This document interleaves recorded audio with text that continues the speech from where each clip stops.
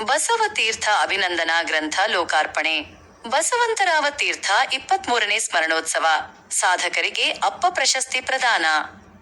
ಕಸಾಪ ಮಾಜಿ ಅಧ್ಯಕ್ಷ ಅಪ್ಪಾಸಾಹೇಬ ತೀರ್ಥೆ, ಶಿಕ್ಷಕಿ ಸರಸ್ವತಿ ತೀರ್ಥೆ ದಂಪತಿಗಳ ಷಷ್ಠ್ಯಬ್ಧಿ ಸಂಭ್ರಮ ನಿಮಿತ್ತ ಬಸವ ತೀರ್ಥ ಅಭಿನಂದನಾ ಗ್ರಂಥ ಲೋಕಾರ್ಪಣೆ. ದಿ. ಬಸವಂತರಾವ ತೀರ್ಥೆ 23ನೇ ಸ್ಮರಣೋತ್ಸವ ಹಾಗೂ ಸಾಧಕರಿಗೆ ಅಪ್ಪ ಪ್ರಶಸ್ತಿ ಪ್ರದಾನ ಸಮಾರಂಭವು ಆಳಂದ ಪಟ್ಟಣದ ಅಣ್ಣರಾವ ವೀರಭದ್ರ ಪಾಟೀಲ್ ಮಂಗಳ ಕಾರ್ಯಾಲಯದಲ್ಲಿ ರವಿವಾರ ನಡೆಯಿತು.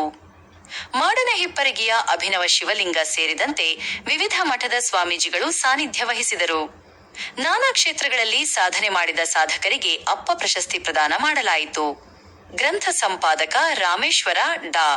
ಮೋನಪ್ಪ ಸುತಾರ, ಪ್ರಮುಖರಾದ ಮಹಾಂತೇಶ ಸೋಮ, ಸಂಜಯ ಪಾಟೀಲ, ನಾಗಣ್ಣ ಬಿರಾದಾರ, ವೀರಯ್ಯ ಸ್ವಾಮಿ, ಶ್ರೀಶೈಲ್ ಪಾಟೀಲ್ ಸೇರಿದಂತೆ ಕವಿಗಳು, ಸಾಹಿತಿಗಳು, ಶಿಕ್ಷಕರು, ತೀರ್ಥೆ ಕುಟುಂಬ ಸದಸ್ಯರು ಹಾಗೂ ಅಭಿಮಾನಿಗಳು ಹೆಚ್ಚಿನ ಸಂಖ್ಯೆಯಲ್ಲಿ ಪಾಲ್ಗೊಂಡಿದ್ದರು.